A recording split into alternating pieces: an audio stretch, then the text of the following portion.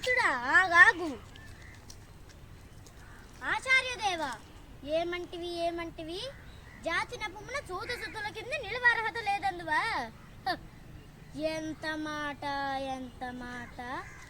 శాస్త్ర పరీక్షే గాని క్షత్రియ పరీక్ష కాదు కాకూడదు.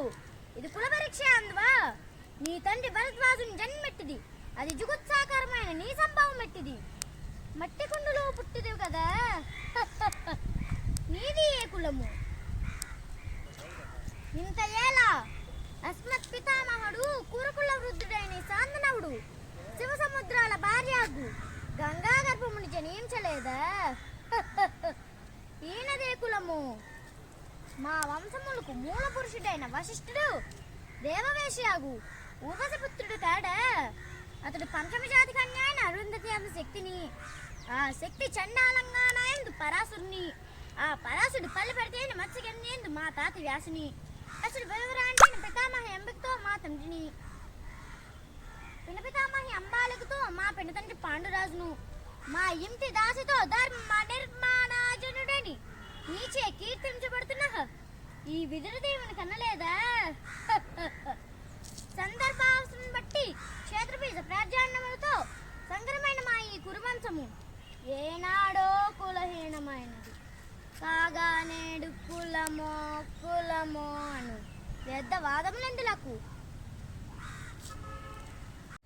ఓహో రాచరికమా అర్హత నిర్ణయించున్నది. అయినా మా సామ్రాజ్యంలో సస్యశ్యామలమై సంపద విరాళమై వెలుగుందు అంగరాజ్యమునకు ఇప్పుడు ఇతను మూర్తాభిషక్తిని గావించున్నాడు. సోదరాజు శాసన అనర్గణ వృద్ధ శక్తి కిరీటమును వెంటదమ్ము. మా మార్గయాంధార సర్వభౌమ సూర్యచీరమణిమయ మండిత సువర్ణ సింహాసనము తెప్పింపుము. పరిజనులారా పుణ్యభాగీయుడైనది తోయమునందుకునుడు. కళ్యాణ భట్టులారా మంగళ తూర్యాలములు సుస్వరంగా మోగ్రముడు. మంది మాగ్దులారా ఈ కర్ణ మహారాజును కైవారం గావింపుడు. పుణ్యాంగులారా ఈ రాధాసుతుని పాలభాగంలో కస్తూరి కషం తీర్చిదిద్ది బహుజన్మ సుకృత పరిపాక సౌలబ్ధ సహజ కర్ష వైడూర్జ ప్రభాదిత్యుడికి వాంఛలు చలరేగా వీరగంధం విద్యురాల్పుడు.